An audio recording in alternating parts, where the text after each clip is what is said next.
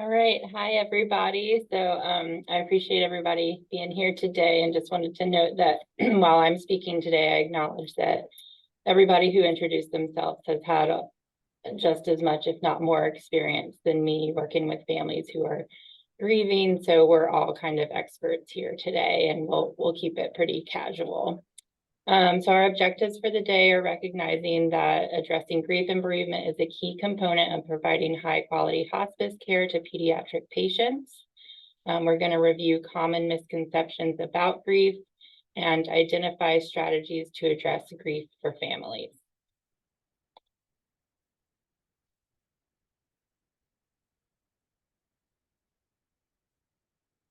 So what is grief? Grief is the total active experience of loss. That can be loss of any kind. It does not have to be specific to death, but we will kind of focus on death and child loss in this talk today. It's universal yet highly individualized. So everyone experiences grief, but we all experience it in different ways. It's never ending. It evolves over time. There's no end point to it. Sometimes grief is described as coming in waves. It's a part of the natural healing process, and it impacts all aspects of life: social, emotional, physical, and spiritual. Types of grief. So we have anticipatory grief, that is leading the grief that we're experiencing leading up to the loss, before the loss has happened. Normal grief is, it's expected that you temporarily would have an inability to function in your normal life. So I think that would kind of be what we would describe as normal grief, although I think we sometimes try and get away from using that word normal. Delayed grief, that would just be, where you don't experience it until a period of time after the loss has occurred. Complicated grief is a term that has also been used in the past at times. It sometimes can also be called traumatic grief or prolonged grief. The DSM-5 defines it as prolonged grief disorder, to kind of pathologize it, sometimes in order to just get insurance companies to reimburse for therapy and counseling. And in the DSM-5, prolonged grief disorder is defined as over 1 year for adults or over 6 months for children.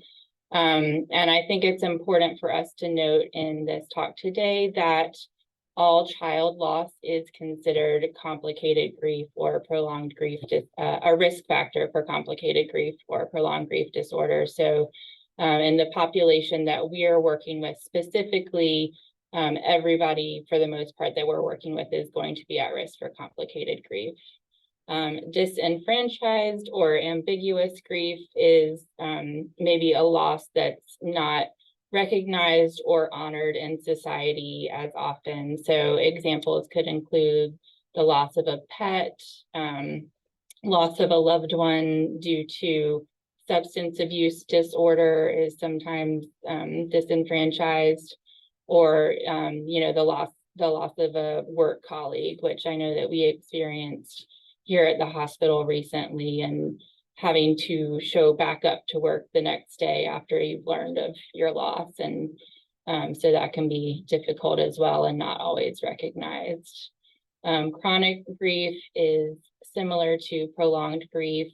Cumulative grief could be multiple losses in a set period of time. So a recent example would be COVID-19. I think a lot of families experienced many losses in a short period of time, and secondary losses and grief. So with parents, that could include, not only have you lost a loved one, but that may have been your only child. And so your secondary loss would be losing that parenthood.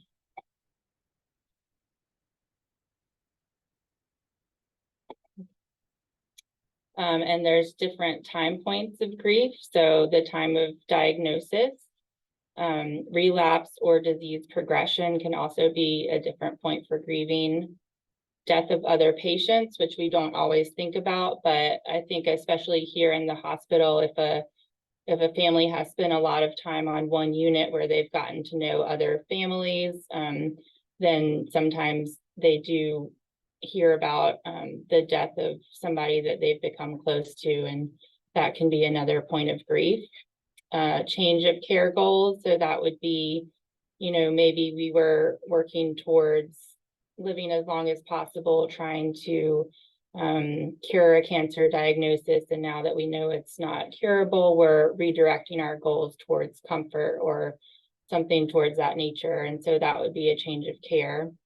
Approaching end of life, so leading up to the death, early death, so right after the death.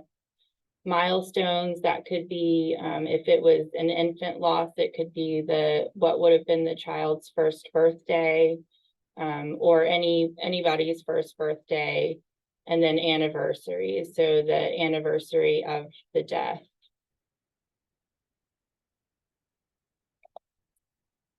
So grief over time. So this visual is really great. With the jar and the ball, sometimes people think that we just get over grief and that grief shrinks over time, when in reality is that we actually grow around our grief. Our grief is always there. We just learn how to cope and how to function in life with that grief being a part of us. It doesn't disappear completely, and we'll still hit the pain button. It's just as intense, but generally it's easier to get through each day. And stages of grief doesn't really apply to our families. I think we've all heard of Dr. Kubler-Ross 5 stages of grief.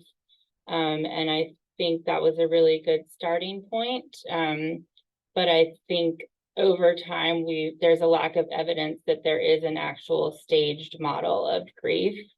And it's more, we can kind of go between all of these different stages. There's no sort of linear way that this happens. An alternative model to consider would be Dr. Worden's tasks of grief, or the dual process model of coping, and that's by Stroib and Schutt.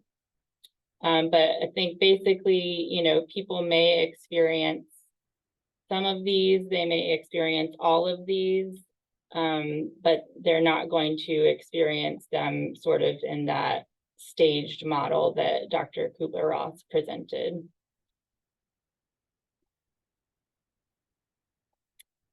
The grief experienced by the child. So they are, of course, going to be experience grief themselves, the grief over being able to live the life that they were expecting for themselves. And it's important to be able to address questions as they arise. So as the child brings up questions, or as the parents bring up questions about their child's grief. Research has shown that parents who talk to their child about their impending death rarely regret having these conversations, whereas parents who do not talk to their child about their impending death often regret not having these conversations. And that does come up quite a bit with parents, is that the fear around having this discussion with their child. And so this is a good thing that we can point to, is that research does actually show from talking to bereaved parents that they pretty much never regret having the conversation, and more often will regret if they don't have the conversation. One resource that I think we have at the end of our presentation as well is the Conversation Project. This is a guide for caregivers with children with serious illness. And it walks you step by step on how to talk to your child about serious illness overall, and then also, about their impending death. So the typical grief journey, we put typical in quotations because, of course, no grief journey can really be defined as typical, but this is what, over time, most people kind of expect, what we can prepare our families for. is that during the first month, there may be a period of shock or numbness. And then after that first month, they may feel an intensity in their grief for 1 to 2 months. The worst period is typically around 3 to 10 months, and increased intensity can occur around the first anniversary of loss, birthdays, holidays. For our population, that can include Mother's Day, Father's Day, and continued and evolving grief over time. And you can feel free to type in the chat what you've heard from families about the timeline of grief, what might have been their most difficult time or what they experienced in their timeline.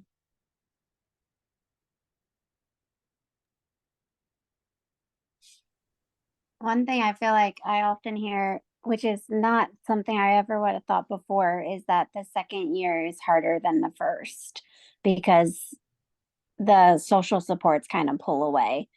Or people think you should be over it already. And so kind of that lack of understanding that it's something that parents have to carry forever. And then the other one, with research with St. Jude of bereaved parents was the start of the school year.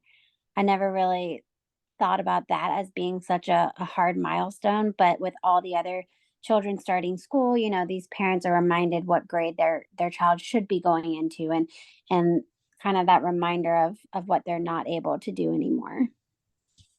And all the pictures flooding social media, I'm sure, makes that hard too. Anyone else want to share? I see one in the chat. Same in the adult population about, I think that's in reference to the second year being harder than the first.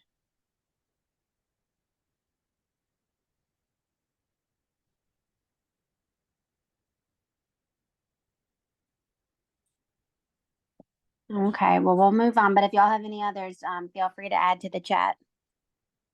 Oh, here's one. The holidays. Yes, definitely.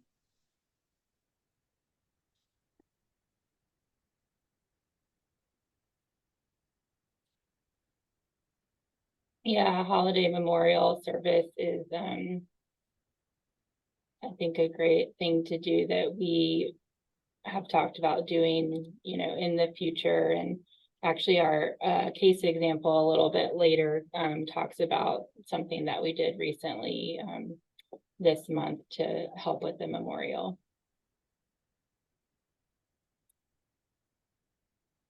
Okay, so what we've learned from the literature, we don't really know what normal or typical is after the loss of a child. Again, the loss of a child is a risk factor every time for complicated grief or prolonged grief disorder. So that's where it comes in that there really is no normal when you have lost a child. The impacts of the loss persist over time, and there is no end date. That goes back to what we talked about, that you grow around your grief. Your grief does not actually ever leave. Siblings require support in the grief process. And I think it's important to note that sometimes, at least initially, the parents are not able to be the ones to provide that support just because they're going through their own intense grief process. And so I think us as providers thinking about how we can make sure that the siblings are going to be able to get the support that they need. And that goes into learning from the literature that high quality palliative and hospice care can help families navigate their grief journey. And that's why we're all here today. What we've learned from bereaved parents. So kind of like Dr. Autry was talking about a few minutes ago, the second and third year can feel worse than the first year. And as she was pointing out, that can be because that's kind of when the supports disappear, or people's misconceptions about grief that you are just supposed to get over it. And after the first year, you should be back to your normal life. And we've learned from parents and from the literature that that's just not the case. the fear that they will never recover, that they'll never be able to grow around their grief, kind of like we were talking about with the visual earlier. They have a fear of the impact that it will have on their other children. That is definitely one that comes up a lot, and how they're going to be able to support their other children, and the worry that that their other children will also not ever be able to recover from their grief. Decisional regret. So one example earlier was, not talking to the child about their impending death. There are other decisional regret risks in decisions that they are making about their child's end of life care plan or medical plan in general when dealing with serious illness. So that's another area where hospice and palliative care providers can really be a support to the families. It's important for them to have continuing bonds with their child. So that may look like celebrating their birthday every year, creating rituals to remember and honor their child, wearing keepsakes or mementos to help them remember their child and stay bonded as well, are just a few examples. And I think, importantly, what we've learned is that no one can truly understand what they go through except for another bereaved parent. So for many, probably not all of us, as many years as we have worked in this field and we have supported bereaved families, we can't truly understand what we've gone through and what they've gone through unless they've gone through it themselves. So when possible, helping to connect them with bereaved parents who have gone through it and are more years out. We have a question. Do the parents get an intense fear of their other children dying or fear of getting close to them because they will die? Thank you for sharing that question, Amber. So I think we have heard from some parents that they are trying to keep their other children in a bubble. I think, certainly parents with babies in the NICU, we know that they sometimes do have a fear of bonding with that baby, and speaking about experience that after a miscarriage, which thank you for sharing that. That's a good question. I haven't thought specifically about mothers who have experienced multiple miscarriages and then are now dealing with a child who has survived the birth but is maybe not going to survive their infancy. I think our experience with them is generally that they actually want to do whatever possible to try and keep that child alive. Less so than maybe not wanting to bond with the child. But I do think that prenatally, mothers who are prepared that their child is unlikely to survive outside of infancy, we do sometimes experience that they, they maybe don't want to get too close to their child. Does anybody else have any experience with that? I do. I would chime in if that's fine. I know for both of my girls following after, I was hyper vigilant and worried, I guess, until they hit like the 3-month mark. And then at the 6-month mark, when it felt more okay that they were going to be okay, it does ease up. But I think any children any parent that loses a child, especially any children that come after that, they're super vigilant at first. I think once they get over the mark where they are assured that everything's going to be okay, it gets better. But I think it's probably normal. Everybody goes through that, especially with children that come after your child has passed. Or that's how it was for me.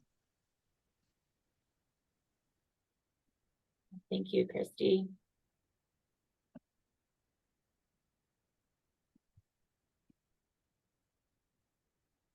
So just a note on the cultural context of grief. Different cultures have different expressions and rituals around grief. And actually for this part, if anybody wants to, put in the chat any examples that they have maybe experienced with cultural practices and rituals around grief that were very different from their own that they've witnessed in the work that they do. I can throw out some examples that I've experienced as well.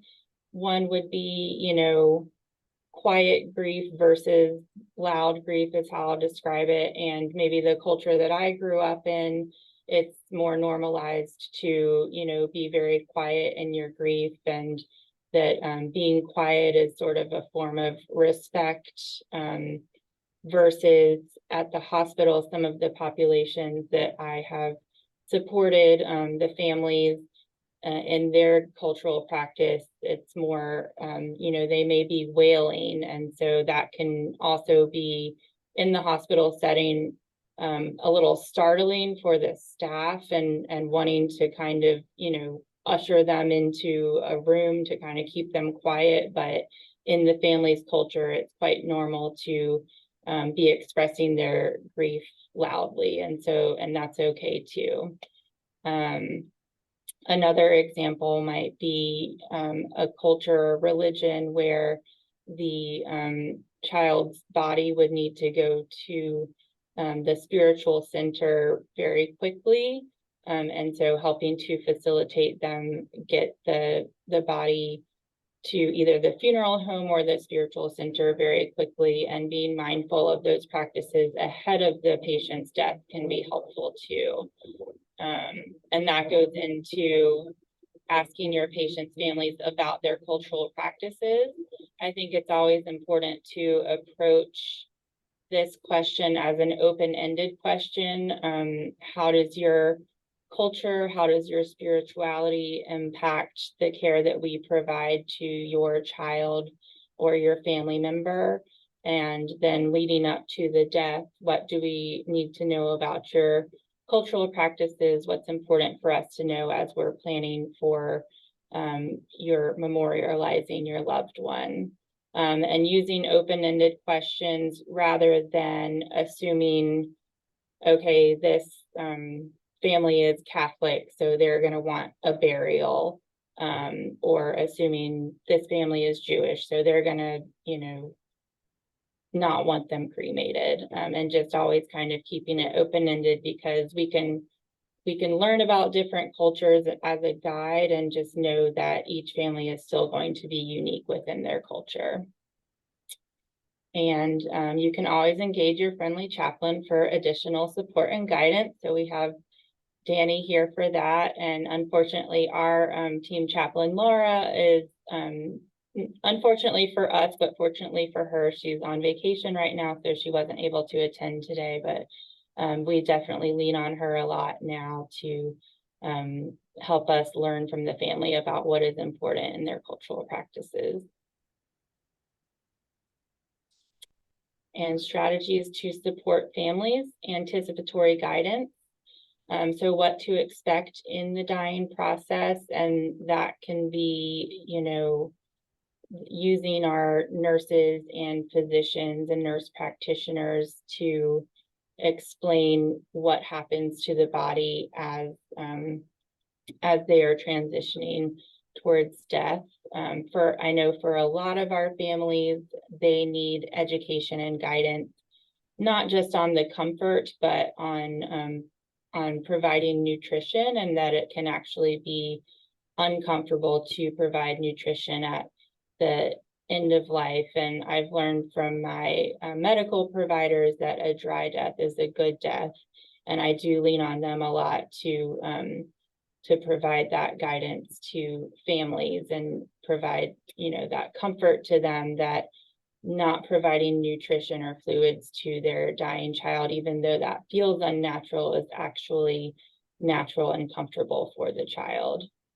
what to expect in the grieving process. So kind of going over almost what we've talked about earlier today with the family, that, you know, they are not going to experience these things in a straightforward linear process, that it is going to come in waves, that they may be experiencing physical symptoms of grief as well.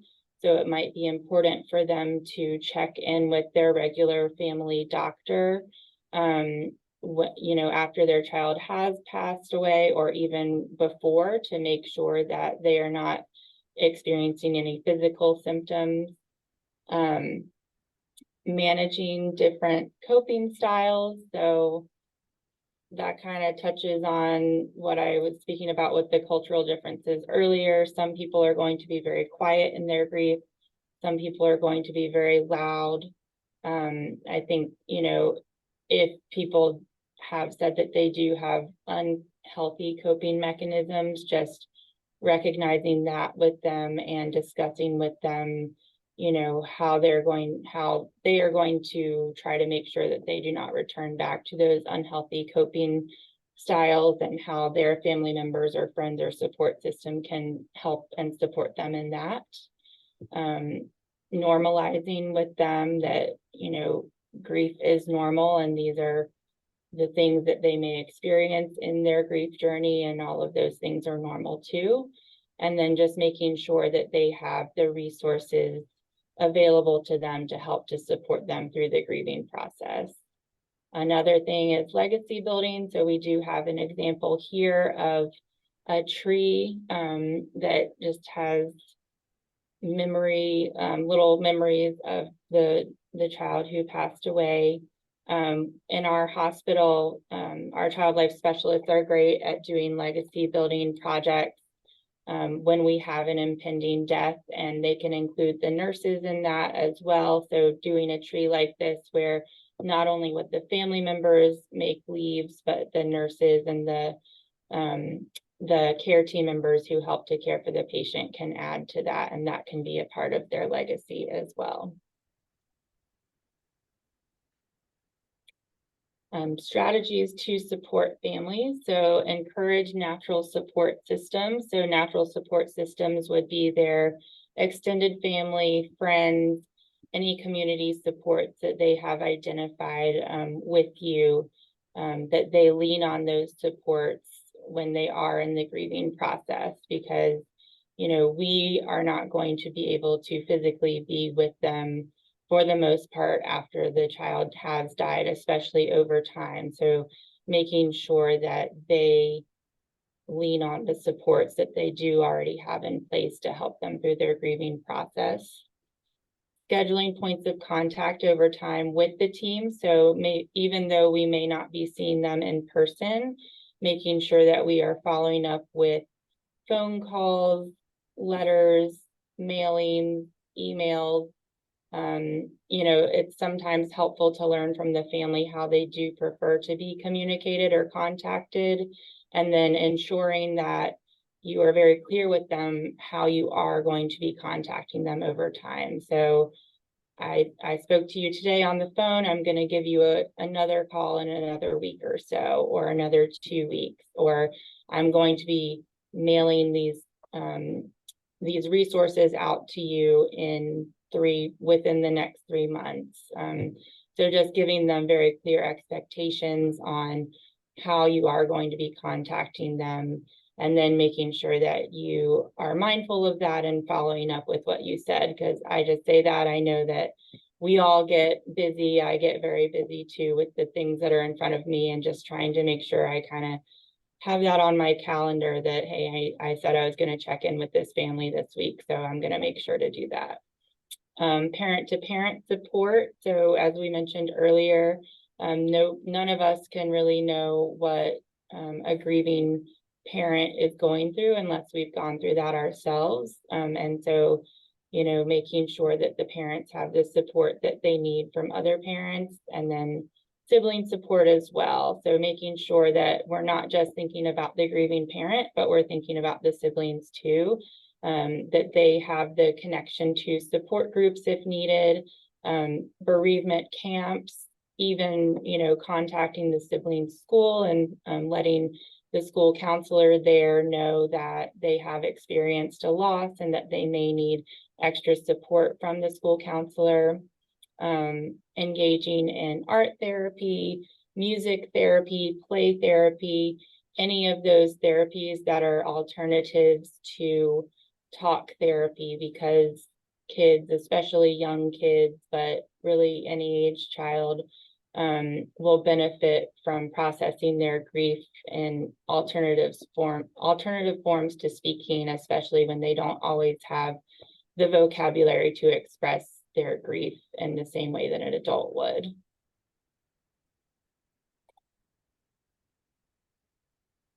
All right, any questions about any of that before we get started with our case discussion?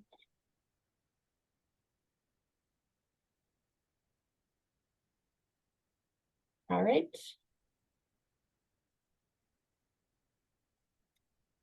So Charlotte was a baby girl who experienced trisomy 18 and was treated in the NICU.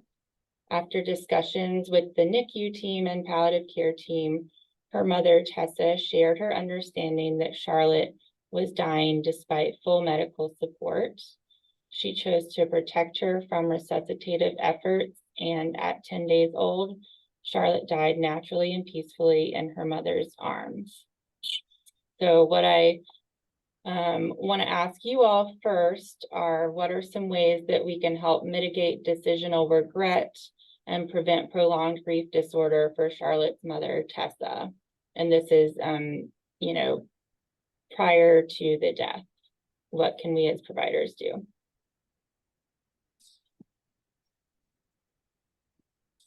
Yeah, and as Dr. Autry said, these are questions for experts, and you guys are all experts just as much as I am. So everybody feel free to chime in.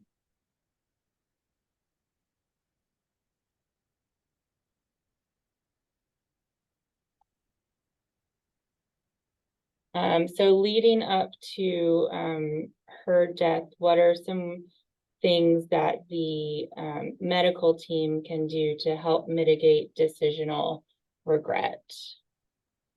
We can ask them how they want it to, like, how do they view it happening? What would they be comfortable at, and try and accommodate them in meeting those goals that they have for how they picture seeing it in a peaceful way.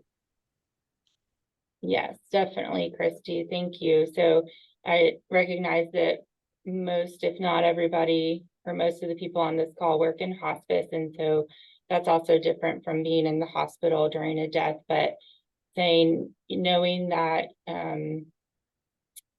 we worry that your child is going to die despite our best medical efforts. What is feeling most important to you for Charlotte in the days that you have left with her? So in this case here, Charlotte actually had two older siblings. So making sure we ask, do you want the siblings to, in this case, meet Charlotte? Or, if she had been at home, do you want them to be in the room with her, or do you want them to go to a family member's home? Do you want to be holding her when she's dying, or is that going to be too difficult for you? And if that is too difficult, would you like somebody else to be holding her? Would you like her to be in the bed? Are there any rituals that you would like to do with Charlotte before she does pass away, before she dies? So with her dying at 10 days old, there are a lot of things that Charlotte did not get to experience, or that Tessa, as her mother, did not get to experience with Charlotte living a longer life. So, whether it is just putting a little like sweeties on her mouth to say that she's fed her, or not in this case, but in other cases, seeing if there's anything that we can do as the medical team to support getting her outside so that she can feel the sun on her face for one time, dressing her in the outfits that Tessa was excited about having her wear, even if it's just hats and socks, if there's no way to have her wear onesies and other things like that, but just getting creative to have as many memories like that as possible, taking family photos or taking newborn photos. Now I Lay Me Down to Sleep is a great resource that we use, of volunteer photographers who will take professional photos in that situation. So definitely, making sure that they are able to experience as many of those memories as possible in the time that they have is a good way to mitigate decisional regret. Anybody else?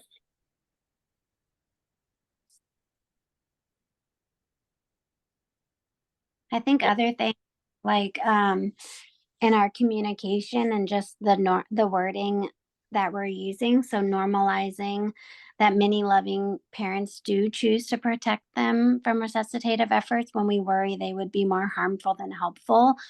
So just normalizing that and letting her know that other parents feel the same way and that it is a loving decision, and then praising her and recognizing how hard this must be and what an amazing mom she's being, and giving her that reassurance that even though this isn't how she planned to be a loving mom, that she is a loving mom. Um, and then I think Annie had mentioned earlier in the talk the anticipatory guidance. I always stress that to other doctors, even though it's so hard for us to predict how long the dying process can take.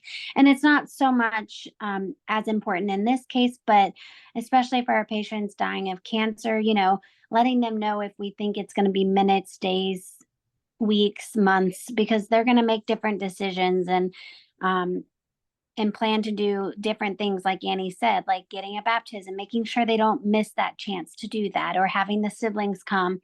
So it's always important when we do have an idea of time that we should share that worry with families and just give them as much guidance as we can about what we're expecting so that they can then plan accordingly. And again, all with the goal of hoping that they don't have regrets after they die, the babies die. Anything else before we move on?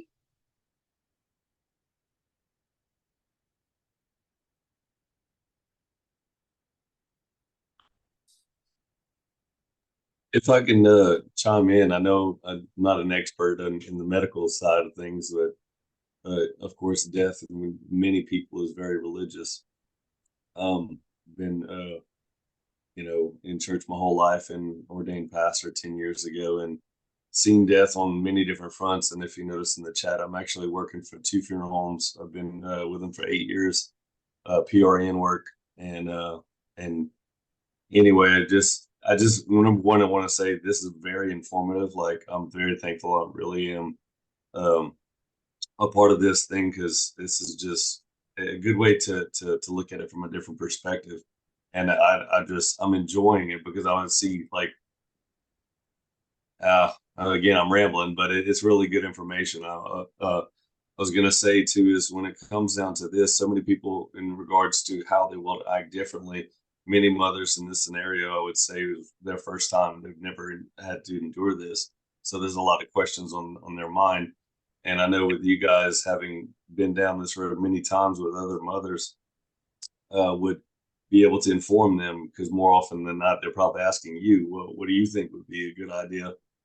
How should we do this? And you'd be able to know what other mothers have given you feedback, to pass it on to them, will help bring comfort and reassurance. And case in point, when I lost my mom to a house fire, 2011, the doctors asked me if I wanted to go see her. She was 98% of her body was covered in third-degree burns, and so she was wrapped up really heavily, and she was unconscious. And I wanted to see her, but at the same time, I didn't want to have the mental image of it scarring me to see my mom in that condition.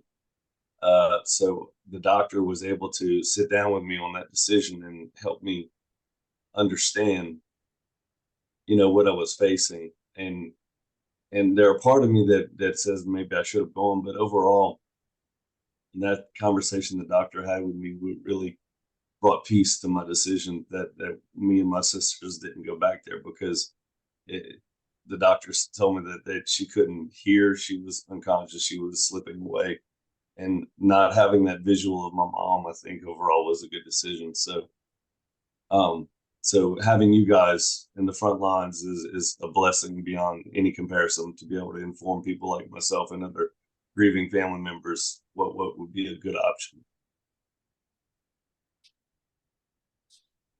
Thank you for that, Danny. And that is a great point, that we are here to provide as much guidance as we possibly can in the experience from our education and from our experience in working with so many families, and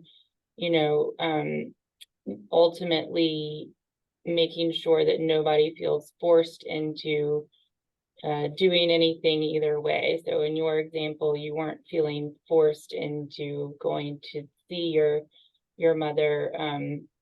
And in the example for Charlotte and Tessa, Tessa spoke so much about Charlotte's siblings and how excited her siblings were to have Charlotte come home with them. And her older sister had helped her come up with her name, and it was a sister and brother. So her older sister was excited to have a girl in the home. So while we encouraged her that it would be okay for her brother and sister to come meet Charlotte and spend time with her, we ultimately deferred to Tessa as their mother to say, I think it's best if only I spend time with Charlotte, and that this time is special for us, and that they don't actually come down to meet her, and they just have keepsakes from her. So that's a good point, that we can provide as much guidance as possible, and know that we can never say what's going to be right for a family, because everybody's an individual. And so that kind of goes into the next part of our case discussion, that in anticipating the loss, we were able to have multiple discussions about her wishes prior to and at the end of Charlotte's life. She shared her worries and what was most important for Charlotte, Charlotte's siblings, and herself. And so we knew from having multiple discussions with her just in those short 10 days that she would want Charlotte to be comfortable, that she would want Charlotte to be, that she would want to be with Charlotte, that she would want to hold her, that she ultimately could not make the decision to take the breathing tube out. So she did die while she still had the breathing tube, but she was still comfortable when she did die and when she did transition. And again, that even though Charlotte's siblings were very important, that it was more important for Tessa to be able to spend that time bonding with Charlotte alone, and not have any other family members spend that time with her, including her siblings, and just be able to bond with her alone. And we were able to honor all of that for Tessa and Charlotte at the end of Charlotte's life. And like we said, she did pass away in her mother's arms, and Tessa spent many hours with her that next morning too, even after she had died, and was able to participate in rituals with the nurses afterwards, including bathing her and being with her until it was time for her to go to the morgue. And then my next question for you all as the experts are, what are some ways that we can continue to support Tessa throughout her bereavement? So after Charlotte has died, how do we support her in her bereavement?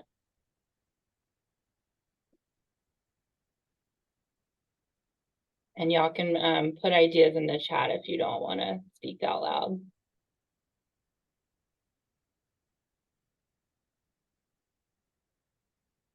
So on in our hospital and on our team, we do have sort of separate bereavement programs that work together. So at our hospital, after a child has died, we do make sure that we contact the family. And somebody here says, Amber says, always remember Charlotte, birthday cards, Christmas, etc. So that's great, sending out cards to the family on her first birthday, the first Christmas after she has died, the year anniversary of her death. All of those things are great. Our hospital makes sure to contact the family by phone. We try by phone if possible. Can't always guarantee we can get them on the phone. To make sure, check in and make sure that they do have those natural supports that we were talking about earlier in their grieving process. We also actually assist or offer assistance to help with funeral planning, making sure they can get connected to a funeral home, and making sure that we can connect them with financial resources for funerals in a state like Louisiana, where we do have so many families who are low income, who are not prepared. Nobody's ever prepared to bury their child, but certainly financially it can be a struggle for many of the families in Louisiana too. So making sure that we're helping them with those practical concerns as well. And then sending out those cards and remembrance. We also at the hospital will with Charlotte, we have the Invisible String book, which will be in our resource slide as well. The Invisible String book just is a children's book that kind of teaches kids about loss, and that we're all connected to our loved one, even if we can't see them or be with them physically.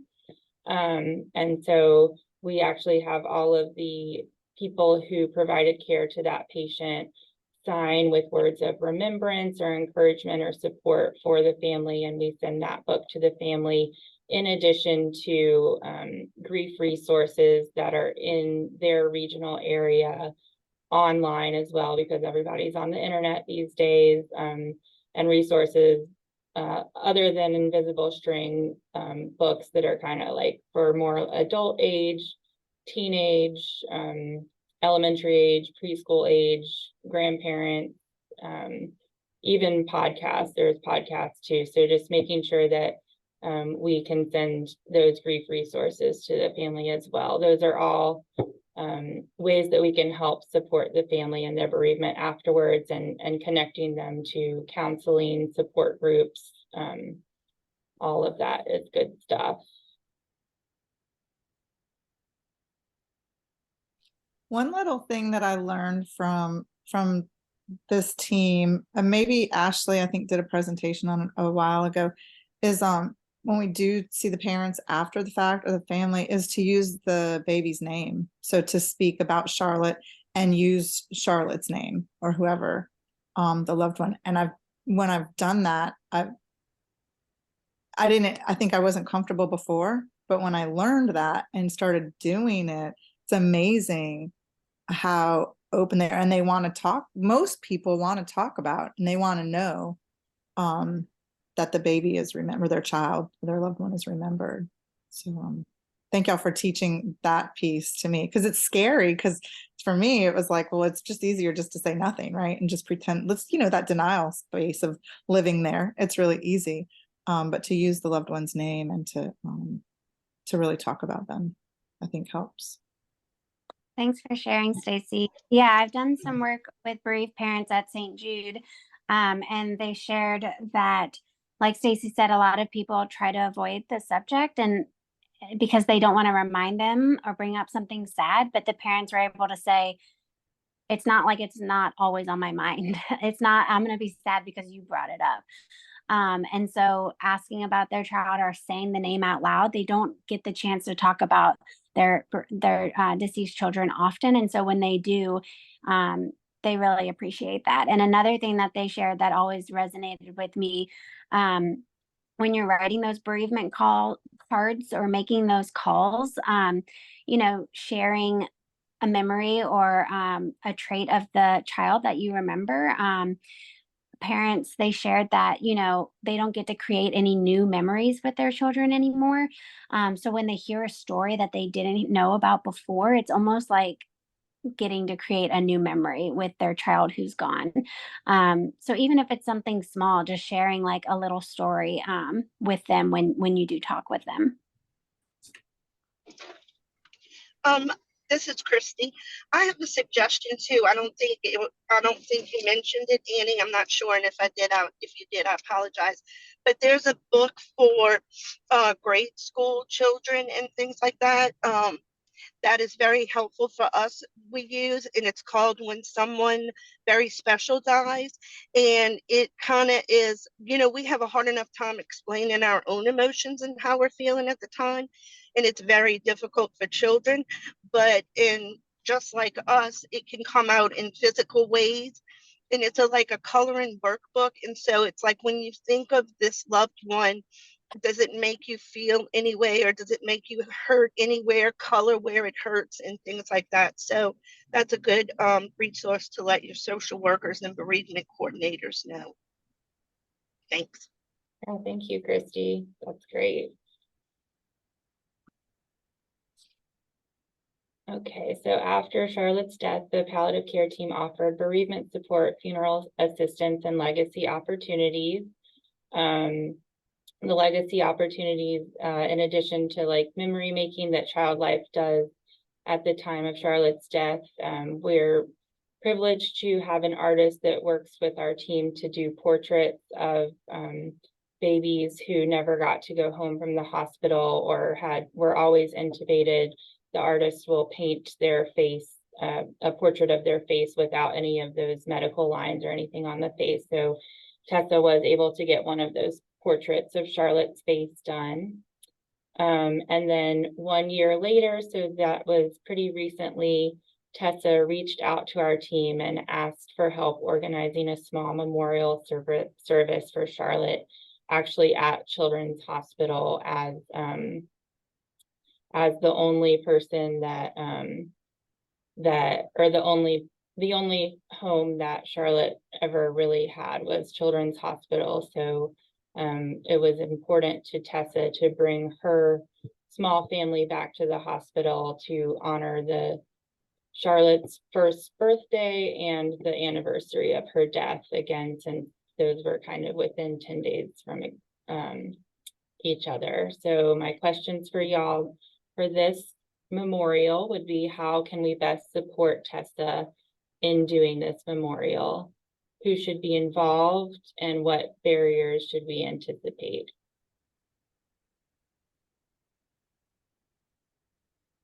And they're asking about the artist. Her name is, I'll put it in the chat, it's Ellie Smallwood.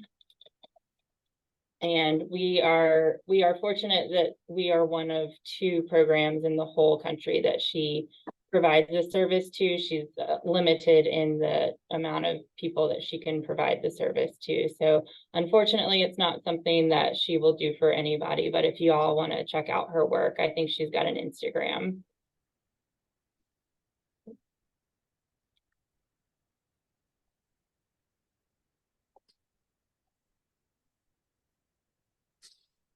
So how can we best support Tessa in doing this?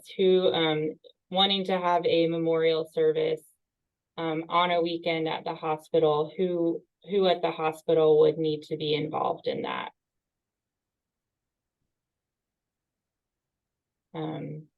Any members of the care team maybe that were close to them, but it's on the weekend, they might not be able to come, but I would say a chaplain if they want a memorial service. I would put that high. Yes, On the Stacy, list. so that was, yes, so we did involve, it was because it was on the weekend, we could ask for people to be there. We could not, require that people be there. So it did end up just being a couple of us to support the family, but it was myself and one of our hospital chaplains who had supported Tessa at the time of Charlotte's death.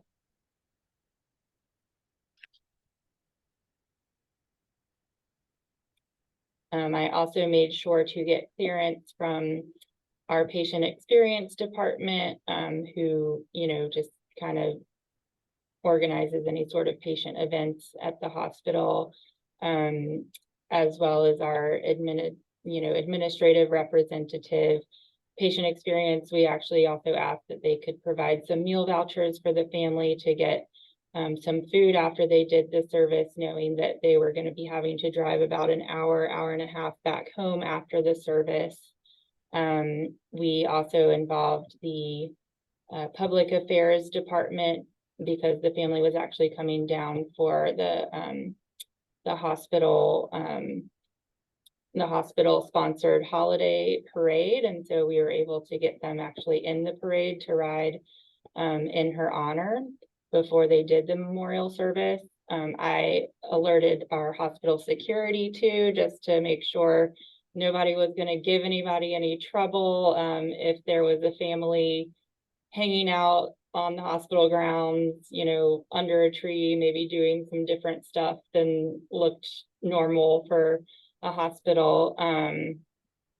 So that was kind of, and this parent had asked specifically to do a balloon release, and our child life or somebody within the conversation felt strongly that that's bad for the environment. So also a way to support her was not dashing her dreams of wanting to do a balloon release, but maybe offering some alternatives that would also honor Charlotte and not go against hospital feelings about certain things that aren't good for the environment. So we ended up having both the kids and the adults who participated decorate paper pinwheels with words of remembrance or drawings or anything that reminded them of Charlotte, and then putting those pinwheels together and placing them in the ground to honor her memory in that way.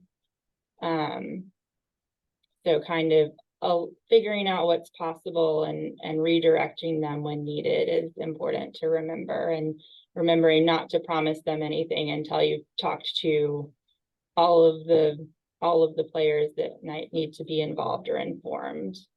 And that's where like the barriers come in. Don't promise anything until you've addressed those barriers. And I think this was, you know, more evidence of the need for a hospital-wide memorial service, that parents really do want to have those memorial services, but also they still feel that connection to the hospital, and a lot of them like returning to the hospital and being able to honor their children in that way. Mm-hmm.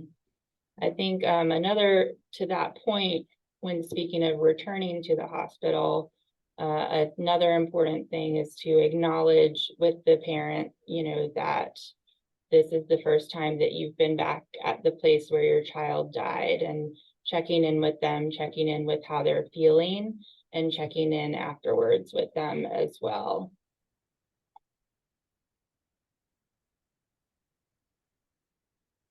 Really good point, Annie. That's the last slide for the case. Did anyone else have any questions or input before we move on to some resources that we've kind of talked a little bit about throughout the presentation? Okay. Annie, did you want to introduce the resources? Sure. So Courageous Parents Network is an amazing resource that was started by parents for parents of children with serious illness. It's a national network. This is the website up here. It has a wealth of knowledge in written form, in video form, interviewing families, interviewing medical providers, talking about the entire process with serious illness. So decision making, supporting the patients, supporting the siblings, and bereavement. So I recommend everybody just go check it out. There's a whole provider section, but we recommend this to all of our families when we first start working with them, and then go back to it as well throughout the time that we work with them, and you know, provide them with written materials too, based on what we found from the Courageous Parents Network. The Conversation Project, again, as a reminder, is like a guidebook, basically. I'll call it a workbook for how to start that conversation with your child who has the serious illness and navigating that. Compassionate Friends is a support system that is specific to parents who have lost a child. They do have a lot of local chapters that are throughout, it's a national organization, so they're throughout the country. There are multiple local chapters throughout the state of Louisiana and Mississippi. Online as well, they have support networks online, and then they also have a lot of guides that are kind of specific to different populations when dealing with child life, so, or loss, I'm sorry, dealing with child loss. So that would be, you know, for providers, how do we support families, or for parents who have lost a child who had a disability, how to kind of navigate that, how to support the siblings. So just a bunch of different resources from Compassionate Friends.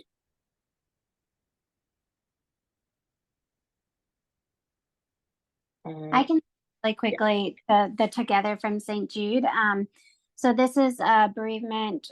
Well, it's not just bereavement, but this particular link is about bereavement, and this is not specific to cancer. So it's something to consider offering just for additional information and normalization, and like Annie said, as well as anticipatory guidance about the grief journey with child loss in general. These are some different ideas for books for siblings. So we mentioned The Invisible String, When Dinosaurs Die, Water Bugs and Dragonflies. Those are great for kind of the more preschool aged kids, the younger kids. When Someone Very Special Dies, that's the book that Christy was mentioning earlier. And then I Will Remember You, What to Do When Someone You Love Dies, a guidebook for teens. So I think that's also just important to note to, you know, be thinking about the different developmental levels when providing these resources for siblings, and trying to cater it to, you know, giving a book that would be appropriate for a teen versus a 3-year-old. And as Christy was kind of saying, some of these are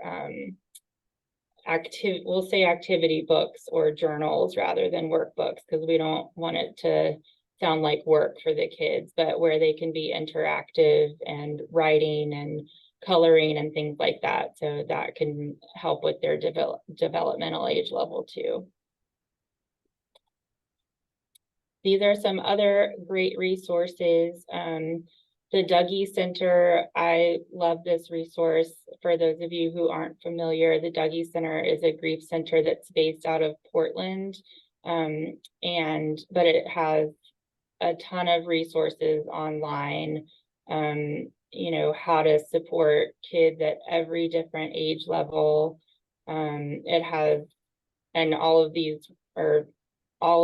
guides are free for you to be able to print out. They also have resources for purchase, like those teen journals and things like that. They have a lot of resources that are in Spanish as well. So if you just need like a quick 2-page, you know, how to support a grieving teen, or you know, how they have a whole anticipatory loss, serious illness section too. So how to support a child who is anticipating a loss.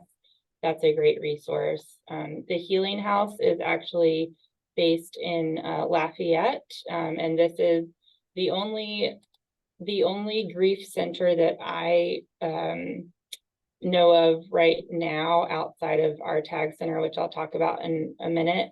In the state of Louisiana, I recently found out that there was the one that was in Baton Rouge had closed down. So if anybody out there in, you know, Marksville or St. Tammany Parish or anywhere else knows of any other grief centers, please throw those up in the chat, because we're always looking to we support families from all over Louisiana and Mississippi. So we're always looking for more resources, updated resources. But the TAG Center is, it stands for Trauma and Grief Center here at Children's Hospital. They offer trauma and grief counseling for children ages 0 to 21, same as Children's Hospital. Right now it is individual counseling, but I know that they are looking to expand into doing grief groups as well for kids.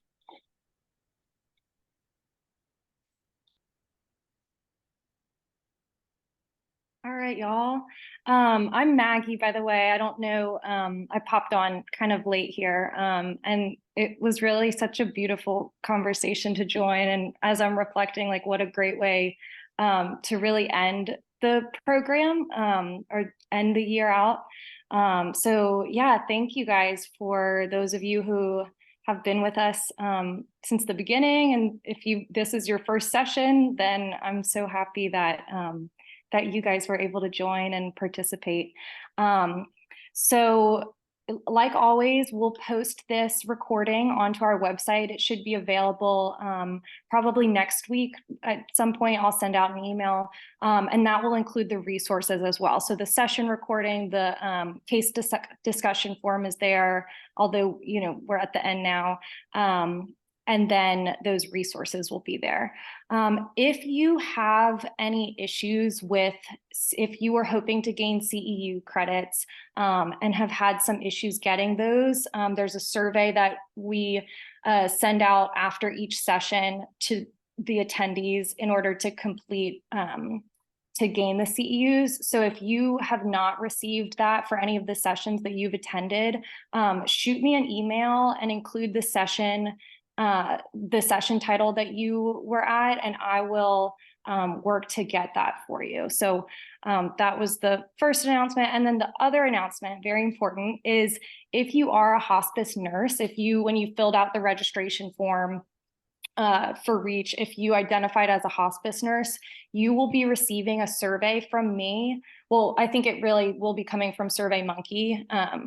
It might say Maggie probably, but SurveyMonkey or me on Monday, this coming Monday, and that will be sent to all hospice nurses in the program. It probably will take 5 to 10 minutes to complete, mostly like fill multiple choice little bubble questions, but basically just evaluating, getting your feedback on the program, what went well, areas for improvement. So hopefully that should be just a quick little thing, but that would be really, really helpful for us to improve the program as we kind of do more research and see how we can keep improving on it. So I think that's all I've got. Let's see. Yeah. Anything else? Like you said, Maggie, this is the end of the program, our 12-month cycle or curriculum. And so we really look to that feedback to figure out our next steps and ways that we could improve the curriculum. For right now, we don't have plans to redo the 12-month cycle next year, but that is certainly something that could happen in the future if we have more staffing and more interest and people who are looking to learn more. We also have the recordings, so please remember to share those with other nurses or staff members who you think would be interested within your agencies. We're really, really excited to have this like repository of all of these sessions. And then as always, you can still reach out through the Gulf State Pediatric Palliative Care Consortium. The email is there if you guys do have any needs or questions moving forward. Anything before we switch over to our mindfulness activity? Okay, and I just want to again thank everyone for joining. We are so excited to hear about these pediatric hospice initiatives, and we can't wait to see all of the success that you guys have in the near future. I'm going to stop sharing and let Stacy take over. Hey y'all, I hopped on a little bit late. I'm Stacy. I'm the integrative therapy nurse at Children's Hospital. I'm just going to do a really quick, this is interesting. The first time I did this one, but just going to ask y'all to kind of take a few deep breaths in and out. Just kind of settle in after all this stuff. This is kind of hard stuff to talk about. And then I am going to ask y'all at the end of it, just your thoughts about it. So If you want to turn off your camera, you can. If you want to leave it on, off, whatever. Maybe just settle into your chair, close your eyes, and I'm just going to explain this. It's called butter on the head. And if you will just picture for a moment, if you can, on the very crown of your head, a lump of gold colored butter. And picture that lump of butter as it slowly melts. Wherever it runs down over your body, that all the stress and tension in your body disappears. Very slowly, allowing that butter to flow over your forehead. All of your muscles relax, and the tension in the skin on your forehead, your cheekbones, and your eyes just relaxes. It runs down over your eyes and relaxes your whole face. Along the back of your head, your neck, and your shoulders.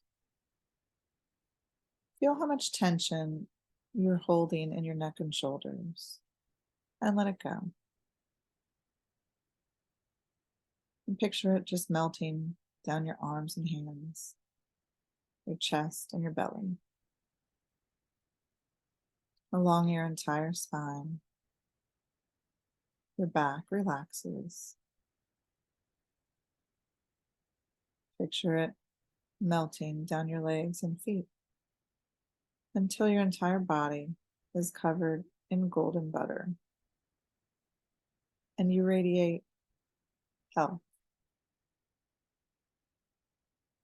Go over your body again, breathing out all remaining stress. Just picture it going into the ground, letting go.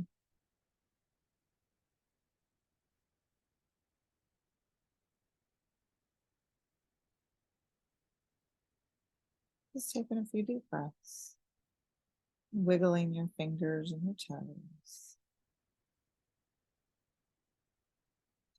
Maybe shrug your shoulders all the way up to your ears and just let them go. Take a couple deep breaths and just kind of come back. And open your eyes. And then my question is, what are your thoughts about it? It was really fast. What are your thoughts about the butter? It makes me feel like I'm getting dirty from the butter. I've done lots of different ones, and I wanted just to have the experience. What about anybody else have a thought about it before I share what my thoughts were on it? I really liked that. I kind of felt like warm all over. Like it felt like it was like, you know, just melted warm butter. Like I wasn't like disgusted by it. I was like, oh, this is nice. Right. So it's different. That's why I wanted to share it, because I've heard lots of different thoughts about it. Annie? Yeah, I also felt warm, which I appreciated because I'm cold like this whole week. It's just like cold outside and cold in the office. So it like warmed me up. And I feel like normally when I do those mindfulness activities, I'm like, okay, like posture's up. And that's how I started out. And then at some point I was just like in my chair, like covered in butter, and then I like came back up at the end when you're like, lift your shoulders, but I liked it. And Amber said she thought of movie popcorn and thought about being a greasy mess, and then was okay. The first time I did it, I thought all I could picture was turkey. My mom used to take butter and put it on top of the turkey, and all the grease at the bottom of the turkey. And then at the part where it says something about being covered with the butter, and your whole body is covered and you radiate health. And I was like, I don't know if I feel healthy with all this butter, but I liked the warm part. Anyway. what about like slowly doing it the opposite way and like slowly getting into like a really warm bath and like feeling it on your toes? Like, I feel like that's another way to like get that, to me, as someone who's had a lot of like attention. What Mhm. that's really good. I don't know if y'all remember the one that I did when it was like a pink ball of light. I've done a pink ball of light, maybe another golden light, just kind of going through your body. And I like those. I like the warmth of the butter. Yeah. So, but I would just wanted to share, I wanted to share that. No, it's our last one. It's really, it's really fast and easy. And because it's wintry, it just felt like maybe it would just be a little more warm. I love the idea of a bath too. I do. Love Any it. Well, questions, y'all? Go ahead, okay. Ashley. You said something else. No, I was just gonna wrap up, but I was waiting to see if there anyone else had questions. Well, it's 1:31, so we are right on time. Thanks again, everyone, and thank you, Stacy. And Annie, of course. Yeah, that was good. Sorry I missed the beginning of it, but I love the discussions at the end. I feel like I learned so much every time. Thanks, y'all. Take care. Bye, everyone.